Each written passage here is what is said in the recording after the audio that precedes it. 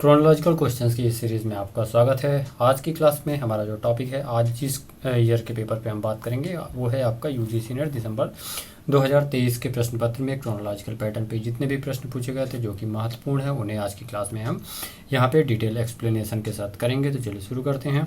आज की क्लास का हमारा जो पहला क्वेश्चन है, तो आज की क्लास का हमारा पहला क्वेश्चन है, निम्नलिखित अंतर्राष्ट्रीय संगठनों के साथ भारत के जुड़ने को कालानुक्रम रूप में लगाइए। ठीक, अरेंज करना है किस आधार पे, जो ऑर्गेनाइजेशन दिए गए हैं इन ऑर्गेनाइजेशन का मेंबर कब बना भारत, इसके आधार पे हमें पहले से बाद के क्रम में अरेंज करना है इस प्रश्न को। तो आपके जो ऑर्गेनाइजेशन है वो है आपके ए यूनाइटेड नेशन, बी G77, सी नाम नॉन अलाइनमेंट मूवमेंट गुट निरपेक्ष आंदोलन एंड डी G20।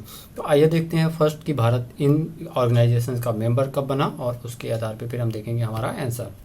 तो दोस्तों ये है आपका इस प्रश्न की व्याख्या और इसके बाद हम आंसर देखेंगे। तो फर्स्ट जैसे कि आपका संयुक्त राष्ट्र यूनाइटेड नेशन जो कि 1945 में इस्टेब्लिश हुआ, ठीक, बना अस्तित्व में आया। तो भारत जो इसका है 26 जून 1945 को इसके संस्थापक सदस्यों में शामिल था। याद रखिएगा, भारत जो है यूनाइटेड नेशन के संस्थापक सदस्यों में शामिल रहा 26 जून 1945 को। देन उसके बाद आपका आता है गुट निरपेक्ष आंदोलन। ठीक, नाम इसकी नींव 1955 के बारडूंगा सम्मेलन में पड़ी थी और इसका पहला आधिकारिक सम्मेलन वर्ष 1961 में बेलग्रेड में हुआ था, जिसमें जवाहरलाल नेहरू ने संस्थापक सदस्यों में से एक थे। ठीक, तो नाम का कब मेंबर बना भारत 1961 में। देन उसके बाद G77, तो G77 इसकी स्थापना जो हुई थी ऑर्गेनाइजेशन की, याद रखिएगा 15 जून 1964 को विकासशील देशों के द्वारा की गई थी और भारत इसका संस्थापक सदस्य है। तो भारत इसका भी संस्थापक सदस्य किसका, G77 का। और यह ऑर्गेनाइजेशन कब अस्तित्व में आया, तो 15 जून 1964 को। तो इस प्रकार एंड लास्ट आपका G20, तो G20 ऑर्गेनाइजेशन कब स्थापित हुआ, पहली चीज़ तो ये 1999 में अस्तित्व में आया। तो आप यहाँ पे ये भी याद रखिएगा कि ये ऑर्गेनाइजेशन कब स्थापित हुए थे। ठीक, वो भी आपका यहाँ पे क्लियर हो जाएगा। तो G20 इसकी स्थापना 1999 में वैश्विक वित्तीय संकट के बाद की गई थी और भारत शुरुआत से ही इसका हिस्सा है, मतलब भारत इसके संस्थापक सदस्यों में से है जब वो स्टार्ट हुआ था। तो इस प्रकार आपका जो यहाँ पे फर्स्ट होगा आंसर। तो इस प्रकार फर्स्ट आपका ए होगा यूनाइटेड नेशन संयुक्त राष्ट्र। भारत संयुक्त राष्ट्र का मेंबर कब से है, तो 1945 से, स्थापना के समय से। उसके बाद आपका सी गुट निरपेक्ष आंदोलन जो कि 1961 में अस्तित्व में आया, जबकि इसका जो नींव थी वो 1955 में इंग्लैंड बारडूंगा सम्मेलन जो कि इंडोनेशिया में हुआ था वहाँ पे हुई थी। उसके बाद आपका आएगा G77 जो कि 1964 में इस्टेब्लिश हुआ। ठीक, 1964 में 15 जून और भारत इसका संस्थापक सदस्य था। और G20 ऑर्गेनाइजेशन जो है 1999 में इस्टेब्लिश हुआ। तो अब हमारा यहाँ पे आंसर क्या होगा, तो हमारा फर्स्ट आंसर होगा ए, मतलब कि फर्स्ट होगा आपका ए, देन उसके बाद सी, फिर बी एंड डी। तो ए सी बी डी आपके ऑप्शन बी में है। तो आपका जो इस प्रश्न का राइट आंसर होगा वो होगा ऑप्शन बी। तो हमारा अगला क्वेश्चन है, WTO के भूतपूर्व महानिदेशकों को उनके पद पर रहने के आरोही क्रम में अरेंज करें। ठीक, WTO के जो महानिदेशक हुए वर्ष 1995 में, क्योंकि WTO की स्थापना होती है गेट के स्थान पे, किसके स्थान पे, जो पूर्व में गेट ऑर्गेनाइजेशन था उसके स्थान पर 1995 में अस्तित्व में आता है। और 1995 से लेकर के अब तक जो अध्यक्ष हुए, तो इन अध्यक्षों में से हमें, तो हमारा अगला क्वेश्चन है क्वेश्चन नंबर 2, WTO के भूतपूर्व महानिदेशकों को, ठीक, किसके, WTO जो आपका वर्ल्ड ट्रेड ऑर्गेनाइजेशन है उसके महानिदेशकों को अरेंज करना है क्रोनोलॉजिकल असेंडिंग ऑर्डर में, पहले से बाद के क्रम में हमें अरेंज करना है महानिदेशकों को। तो यहाँ पे जो WTO के महानिदेशक हैं कौन कौन से हैं, तो ए है आपके माइक मूर, बी है पास्कल लेमी, सी है सुपाचाई पनिचपाकड़ी एंड डी है आपके रॉबर्ट एजेवेडो। तो आइए देखते हैं ये किस अवधि में WTO के महानिदेशक हुए और उसके आधार पे फिर हमारा राइट आंसर। तो दोस्तों यहाँ फर्स्ट होंगे आपके माइक मूर जो कि 1999 से 2002 तक इसके अध्यक्ष थे, ठीक, महानिदेशक थे किसके, WTO के ऑप्शन के अकॉर्डिंग। ठीक, ऑप्शन में जो जो आपको दिए हैं, बाकी इससे संबंधित हमने एक विशेष क्लास की है, आप वहाँ पे देख सकते हैं, जहाँ पे हमने WTO गेट के सभी महानिदेशकों को और WTO के अब तक जो सम्मेलन हुए हैं उन्हें विस्तृत व्याख्या के साथ किया है। तो यहाँ पे माइक मूर होंगे 1999 से 2002 तक, सुपाचाई पनिचपाकड़ी 2002 से 2005 तक WTO के महानिदेशक रहे। उसके बाद पास्कल लेमी जो कि 2005 से 2013 तक, और फिर रॉबर्ट एजेवेडो 2013 से 2020 तक। ठीक, तो इस प्रकार हमारा यहाँ पे जो क्रम होगा वो होगा, फर्स्ट होंगे माइक मूर 1999 से 2002। तो यहाँ पे आंसर तो आपका हो जाएगा, यहाँ पे क्या होगा, ACBD जो कि आपका ऑप्शन ए में है। तो फर्स्ट आपका जो राइट आंसर होगा वो होगा क्या, ऑप्शन ए। ठीक, ए माइक मूर कब हुए? माइक मूर 1999 से 2002 तक इसके अध्यक्ष थे। सुपाचाई पनिच पाकड़ी 2002 से 2005 तक अध्यक्ष रहे। पास्कल लेमी 2005 से 2013 तक महानिदेशक रहे WTO के। एंड रॉबर्ट एजेवेडो 2013 से 2020 तक। और वर्तमान में जो है तो वो है नोकोंजी ओकोंजा इवेला, ठीक, इवेला जी, शॉर्ट में याद रखिएगा, इवेला जी, जो कि 2021 से इसकी महानिदेशक हैं और WTO की पहली महानिदेशक हुई, ठीक। और इवेला जी जो है ये नाइजीरिया की है, अफ्रीकी नेशंस की पहली महानिदेशक जो कि WTO की बनी और पहली महानिदेशक हैं WTO की। हमारा अगला क्वेश्चन है क्वेश्चन नंबर 3, जो कि आपके यूनिट 7 से संबंधित है। मॉडर्न हिस्ट्री का ये टॉपिक है। ऑर्गेनाइजेशंस हैं, उन्हें इनके स्थापना के आधार पर अरेंज करना है हमें क्रोनोलॉजिकल ऑर्डर में, तो काफ़ी इंपॉर्टेंट है। निम्नलिखित संगठनों को उनकी स्थापना के आधार पर वर्ष के आधार पर कालानुक्रम रूप में अरेंज करें। आपके जो ये ऑर्गेनाइजेशन है कौन कौन से हैं? तो फर्स्ट है टॉलस्टॉय फॉर्म, दूसरा है अभिनव भारत सोसाइटी, सी है आपके रामकृष्ण मिशन, डी है शारदा सदन एंड ई है बहिष्कृत हितकर्णी सभा, ठीक। यहाँ पे ये 5 महत्वपूर्ण ऑर्गेनाइजेशन है, संस्थाएं हैं, फर्म हैं और जिन्हें स्थापित किया गया, ठीक, आधुनिक भारत में राष्ट्रीय आंदोलन के दौरान। तो ये आपको इन्हें कब हुए, फर्स्ट से लास्ट के क्रम में अरेंज करना है। आपके हैं ए टॉलस्टॉय फॉर्म, बी अभिनव भारत सोसाइटी, सी रामकृष्ण मिशन, डी शारदा सदन एंड ई बहिष्कृत हितकर्णी सभा। तो फर्स्ट आइए देखते हैं कि ये किस वर्ष स्थापित हुए और फिर हमारा आंसर। तो फ्रेंड्स ये है हमारे इस प्रश्न की व्याख्या। तो फर्स्ट है आपका शारदा सदन, डी, ठीक, शारदा सदन। इसकी स्थापना कब हुई थी? इस ऑर्गेनाइजेशन की स्थापना पंडिता रमाबाई द्वारा मुंबई में 1989 में की गई थी। कब? 1889 में। किसके द्वारा? पंडिता रमाबाई के द्वारा। और पंडिता रमाबाई आपके यूनिट 3, ठीक। आप इसे अपने यूनिट 3 से भी जोड़कर देख सकते हैं, जो हमारे भारतीय राजनीतिक विचारक हैं। तो ये सारे भारतीय राजनीतिक विचारक भी हमारे यूनिट 3 के हिस्से हैं। तो उनसे संबंधित कौन से ऑर्गेनाइजेशन है, ये आपका प्रश्न था, ठीक। उसके बाद रामकृष्ण मिशन की स्थापना स्वामी विवेकानंद ने की थी 1897 में। अभिनव भारत सोसाइटी जो कि मित्र मेला संगठन थी, बाद में इसका नाम परिवर्तित करके अभिनव भारत सोसाइटी कर दिया गया और ये विनायक दामोदर सावरकर द्वारा स्थापित की गई थी वर्ष 1904 में। टॉलस्टॉय फॉर्म महात्मा गांधी द्वारा कहाँ पे स्थापित की गई थी? दक्षिण अफ्रीका में वर्ष 1910 में। बहिष्कृत हितकर्णी सभा डॉक्टर BR अम्बेडकर द्वारा स्थापित की गई थी 1924 में। तो इस प्रकार हमारा जो ऑप्शन होगा वो होगा आपका DCBAE, ठीक। यहाँ पे अकॉर्डिंग टू क्वेश्चन जो आपका राइट आंसर हो जाएगा वो होगा DCBAE। तो इस प्रकार आपका आंसर तो हो जाएगा ऑप्शन सी। क्या आपका जो सही आंसर है इस प्रश्न का वो आंसर सी। फिर से हम इसे रिवाइज कर लेते हैं। तो जो आपका शारदा सदन है, शारदा सदन की स्थापना पंडिता रमाबाई द्वारा की गई थी। कहाँ पे की गई थी? मुंबई में। और किस वर्ष? तो 1889 में। रामकृष्ण मिशन की स्थापना स्वामी विवेकानंद ने की थी 1897 में। अभिनव भारत सोसाइटी की स्थापना विनायक दामोदर सावरकर ने की थी वर्ष 1904 में। टॉलस्टॉय फॉर्म महात्मा गांधी द्वारा की गई थी, कहाँ पे? दक्षिण अफ्रीका में। और 1910 में वहीं पे बहिष्कृत हितकर्णी सभा, इसकी स्थापना डॉक्टर BR अम्बेडकर ने 1924 में की थी। तो इस प्रकार हमारा जो राइट आंसर है वो है आपका ऑप्शन सी। तो दोस्तों हमारा अगला क्वेश्चन है क्वेश्चन नंबर 4, जो कि आपका उपराष्ट्रपति टॉपिक से संबंधित है। भारतीय संविधान एवं राष्ट्र व्यवस्था के अंतर्गत उपराष्ट्रपति से जुड़ा हुआ है। और यहाँ पे प्रश्न क्रोनोलॉजिकल ऑर्डर बेस्ड नहीं था, इसमें हमें दूसरे पैटर्न पूछा गया था, परंतु इस टॉपिक से आपको क्रोनोलॉजिकल ऑर्डर में प्रश्न पूछे जाते हैं। 2025 दिसंबर के जो आपका एग्जाम हुआ वहाँ पे भी पूछा गया था। तो प्रश्न है आपका, निम्नलिखित में से भारत के कौन से उपराष्ट्रपति बाद में देश के राष्ट्रपति बने, ठीक। हमें यहाँ पे बताना है कि कौन से ऐसे उपराष्ट्रपति हैं जिन्होंने भारत के राष्ट्रपति के रूप में भी कार्य किया। और फिर हम इन्हें क्रोनोलॉजिकल ऑर्डर में भी देखेंगे कि पहले से बाद के क्रम में क्या क्रम होगा इनका। तो अभी प्रश्न पे लौटते हैं। तो आपके यहाँ पे उपराष्ट्रपति हैं doctor Sarvepalli Radhakrishnan, VV Giri, doctor Shankar Dayal Sharma, BD Jatti और R वेंकट रमन। अब इन 5 उपराष्ट्रपतियों में से कौन से ऐसे थे जिन्होंने भारत के राष्ट्रपति के रूप में भी कार्य किया? तो देखते हैं फर्स्ट, जैसे कि यहाँ पे देखिए आपको बता दें ऐसे 6 उपराष्ट्रपति हुए, टोटल 6 उपराष्ट्रपति हुए जिन्होंने राष्ट्रपति के रूप में भी कार्य किया। तो फर्स्ट, ठीक, और फर्स्ट यहाँ जैसे सर्वपल्ली राधाकृष्णन थे, ठीक, VV गिरी हुए और शंकर दयाल शर्मा भी हैं और BD जेट्टी यहाँ पे आपके नहीं है, R वेंकट रमन, ठीक। तो यहाँ पे जो आपका आंसर होगा वो होगा ABCE, ठीक। आपका आंसर हो जाएगा ऑप्शन डी ABCE। तो आइए इनकी व्याख्या भी देखें। तो सर्वपल्ली राधाकृष्णन भारत के पहले राष्ट्रपति हुए वर्ष 1952 से 1962 तक, ठीक। लगातार 2 वर्ष की 2 पंचवर्षीय अवधि 5 वर्ष की अवधि को इन्होंने पूरा किया। तो भारत के पहले उपराष्ट्रपति थे, जो बाद में 1962 से 1962 से 1967 तक भारत के राष्ट्रपति रहे। बीबी गिरी उपराष्ट्रपति थे और जाकिर हुसैन की मृत्यु के बाद कार्यवाहक तथा बाद में पूर्णकालिक राष्ट्रपति बने। तो इस प्रकार जो बीच में आपके हैं जाकिर हुसैन, ठीक, जाकिर हुसैन जो दूसरे उपराष्ट्रपति हुए थे, ये भी राष्ट्रपति के रूप में इन्होंने कार्य किया था। और तीसरे बीबी गिरी तीसरे उपराष्ट्रपति हुए, जिनका कार्यकाल था 67 से और 69 तक, ठीक। उसके बाद शंकर दयाल शर्मा ये हुए आपके उपराष्ट्रपति, जो 9वें राष्ट्रपति बने भारत के। और वेंकट रमन ये भी उपराष्ट्रपति रहने के बाद देश के 8वें राष्ट्रपति बने।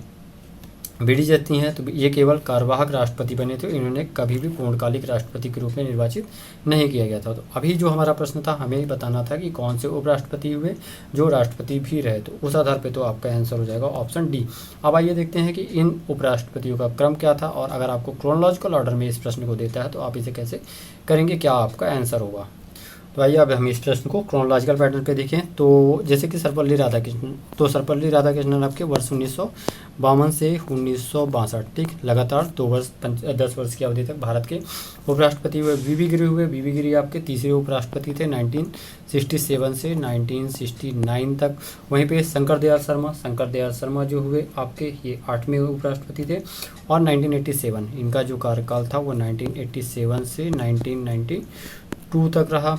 बीडी जत्ती 5वें उपराष्ट्रपति हुए, इनका कार्यकाल था आपका 1974 से 1979 तक। और आर वेंकटरमन, इनका जो कार्यकाल था वो था आपका 1984 से 1987, ठीक, ये थे 84 से 87 तक।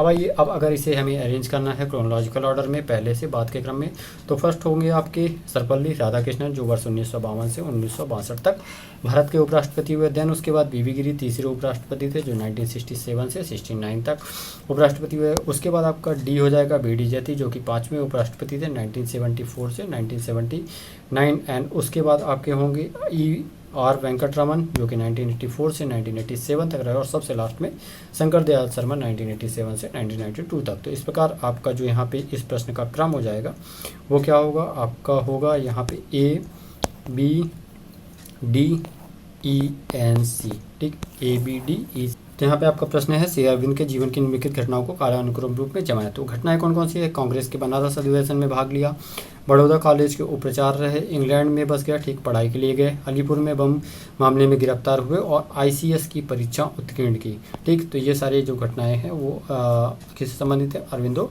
घोष से। अब इन घटनाओं के क्रम वर्ष के आधार पर हमें अरेंज करना है क्रोनोलॉजिकल पैटर्न में पहले से बाद के सीरीज में। तो आइए देखते हैं ये कब हुई थी और फिर हमारा आंसर। तो दोस्तों फर्स्ट होगा आपका यहाँ पे सी, इंग्लैंड जाना, ठीक। वो इंग्लैंड कब गए थे, 1879 में, बहुत कम उम्र में पढ़ाई के लिए इंग्लैंड गए थे। तो उसके बाद फिर उन्होंने ICS की परीक्षा उत्तीर्ण की, तो इसे इंग्लैंड गए। और तब क्या होता था, जो ये परीक्षा होती थी केवल वहीं संपन्न होती थी वर्ष 1922 के बाद में, 22 के बाद ये भारत में होना प्रारंभ हुई।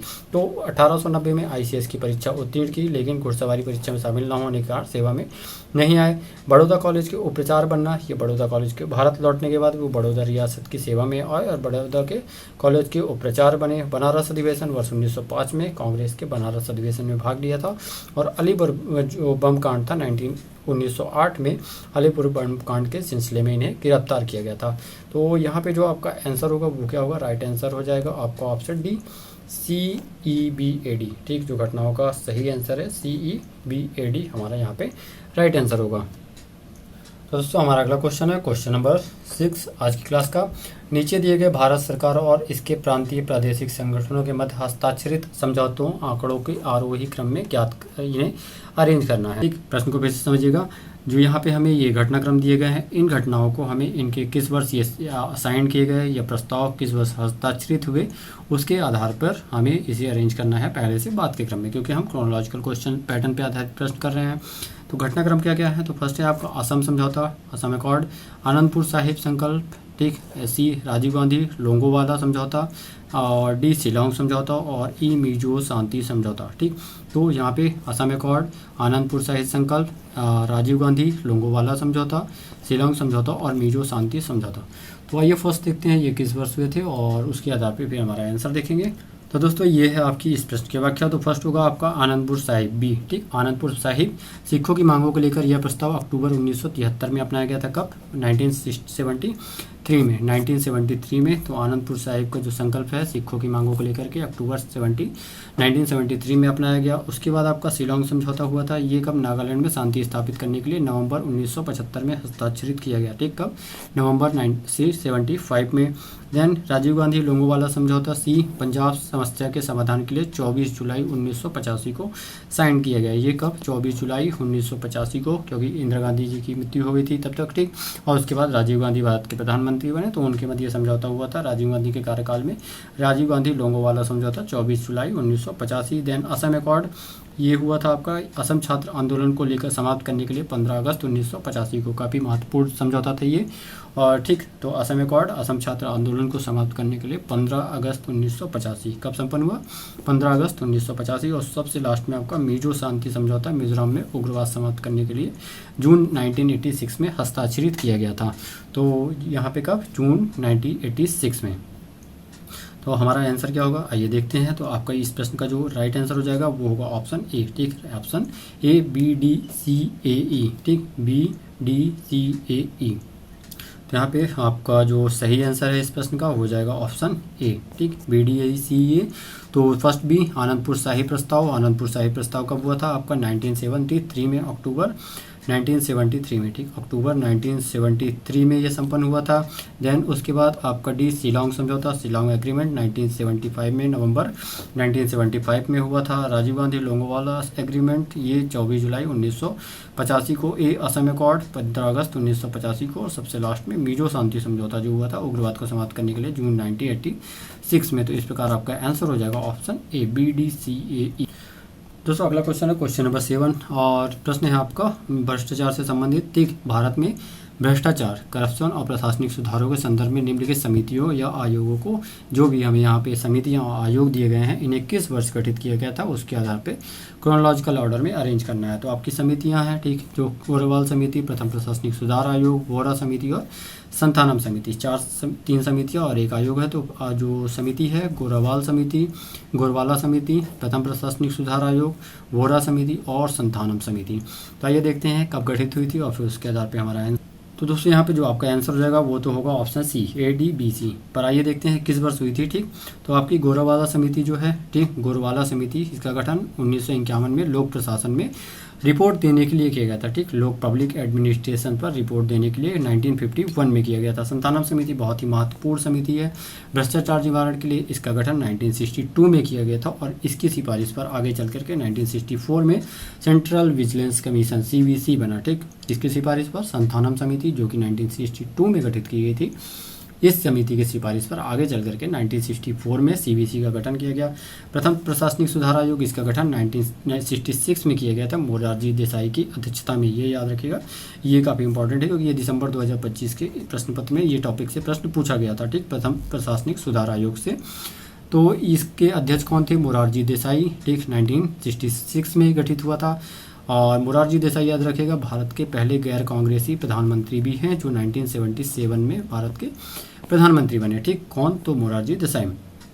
अब प्रश्न पर लौटते हैं। वोरा समिति आपके राजनीति के अपराधीकरण और राजनेताओं के अपराधियों के गठजोड़ की जांच के लिए 1993 में गठित की गई थी। ठीक, ये कब गठित की गई थी? 1993 में। तो इस प्रकार जो आपका आंसर है वो आपका ए गोरावाला समिति, गोरवाला समिति 1951 में।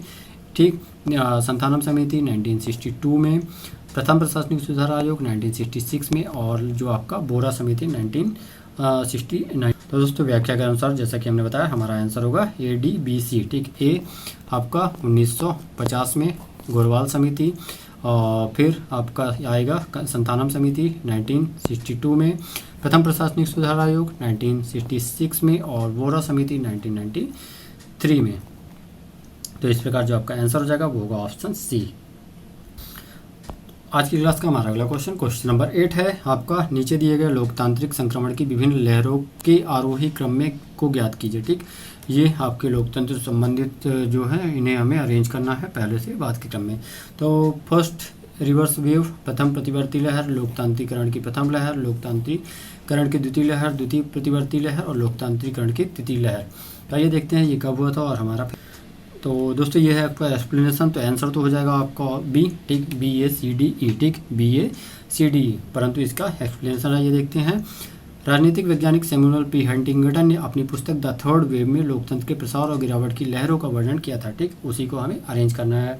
ठीक, किसने? तो याद रखिएगा सैमुअल पी हंटिंगटन की इनकी जो पुस्तक है द थर्ड वेव, उसमें इन्होंने लोकतंत्र के प्रसार और गिरावट की लहरों का वर्णन किया। तो फर्स्ट है आपका लोकतांत्रिकरण की प्रथम लहर, जो कि बी है 1828 से 1926। ठीक, इसमें क्या किया गया? मताधिकार का विस्तार।